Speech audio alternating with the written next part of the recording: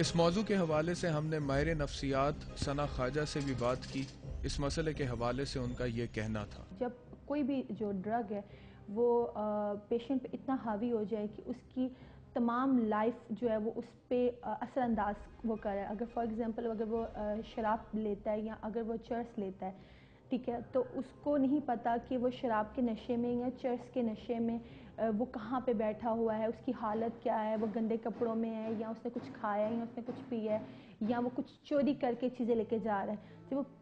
Totally نشے میں اپنا سب کچھ بھول جاتا ہے تو ہم اس کو ایڈکشن کہتے ہیں، ڈرگ ایڈکشن، جس کو پھر آپ کو ٹریٹمنٹ کی جس میں آپ کو ضرورت پڑتی ہے. کچھ ایڈکٹ ایسے ہوتے ہیں جو شوقیہ نشہ کرتے ہیں، ٹھیک ہے، کبھی سگریٹ پی لیا، کبھی کوئی ایک گلاس وائن کا لے لیا یا اس طرح کی کوئی چیز کا لیا، لیکن وہ اپنے پر اس کو حاوی نہیں کرتے، ٹھیک ہے. کچھ عادتاً کرتے ہیں کہ ان کی اب مقدار پہ اور ٹائم پہ ان کا کنٹرول ہوتا ہے. کچھ جگہ پہ آپ کو ڈپریشن بھی اس کی ایک وجہ نظر آتی ہے کہ آپ جوازات ڈھونڈ لیتے ہیں کہ اگر ہمیں ایک چاہے وہ محبت میں ناکامی ہے یا چاہے وہ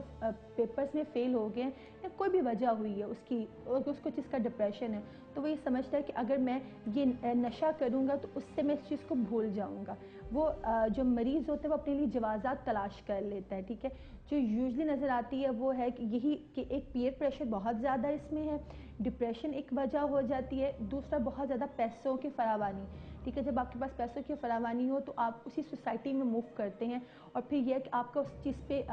زیادہ ہوتا ہے کہ اچھا چلو اگر باقی ساری سوسائٹی کے لوگ پی رہے ہیں، ٹھیک ہے، تو میں پی لوں، وائی ناٹ. لیکن ان کو اس ٹائم یہ احساس نہیں ہوتا کہ اگر وہ اس ڈرگ کو لے رہے ہیں تو بعد میں وہ ان کی وہی عادت ان کی بیماری بن جاتی ہے. ٹریٹمنٹ اس کا سب سے جو اہم ٹریٹمنٹ ہے، سب سے پہلے تو یہ ہوتا ہے جب آپ کے پاس کوئی پیشنٹ آتا ہے تو آپ اس کو ڈیٹاکسیفائڈ کرتے ہو، ٹھیک ہے. سب سے پہلے آپ تھرو میڈیکیشن اس کے 10 دن 15 دن جتنا بھی اس کی ٹائم لمٹ ہے، پہلے آپ اس ڈرگ کو اس کے اندر سے نکالتے ہو تھرو اس کے کہ آپ اس کو ڈرگ سے دور کر دیتے ہو. آپ اس کی جو وڈرال ہوتے ہیں ان کو تھرو میڈیسن، اگر جسم میں درد ہو رہی ہے تو آپ اس کو پونسٹون دے دیتے ہیں، جو بھی میڈیسن سائیکیٹرسٹ بتاتے ہیں آپ ان کو یا ڈاکٹرز بتاتے ہیں آپ ان کو دیتے ہو. پہلے تو آپ اس کے جسم سے وہ نشہ نکالتے ہو اور اس کے بعد بھی پھر یہ ہوتا ہے کہ آپ کی سائیکولوجیکل کاؤنسلنگ کی ضرورت ہوتی ہے، جس کا کم سے کم ٹائم پیریڈ جو ہے وہ 3 منتھس کا ہے. 3 منتھ تک آپ اس کو ایک ایسے سیف انوائرمنٹ میں رکھتے ہو جہاں پہ اس کو کوئی ڈرگ پرووائڈ نہ کی جا رہی ہو، اور پھر آپ اس کی through individual counselling, through group therapy, ٹھیک ہے، آپ اس کو اس قابل کرتے ہو کہ وہ بعد میں جا کے نشہ نہ کر سکے. اور اس کے لیے سب سے زیادہ ضروری یہ چیز ہے کہ ایون اگر آپ اس پیشنٹ کا علاج کر بھی رہے ہو تو وہ جب باہر واپس اپنی سوسائٹی میں جاتا ہے تو وہ اسی لوگوں میں جا کے دوبارہ نہ ملے، کیونکہ اس کے ریلیپس کے چانسز زیادہ ہو جائیں گے.